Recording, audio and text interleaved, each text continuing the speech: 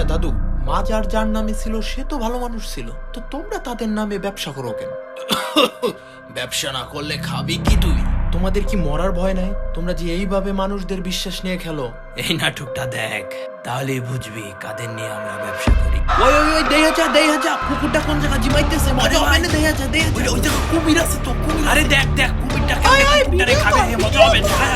কুকুরটার জন্য ভিডিও কর sad point দিয়ে দেব। এই কেউ কুকুরটাকে আবার বাঁচাস না।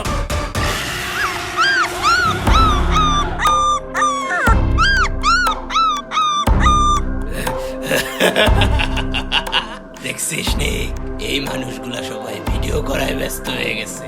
অবলা প্রাণীটারে কেউ বাঁচাইতে যায় না। তাই বলে তুমি কুকুরটার এইভাবে মারবা? দেখবি এরাই সবাই ফেসবুকে প্রতিবাদ করবে। তোমার নামে আমি কেস করব। তুমি কিভাবে পারলে এটা করতে? কুকুর মরছে তাই তুই কেস করবি? দৈনিক কত হাজার হাজার মানুষ মরে, কেউ তো ফেসবুকে প্রতিবাদ করে না। যেটা দেখে ওইটা নিয়ে একটু লেখালেখি হয়, আর বাগবাতি গুলো ফানুষের মতো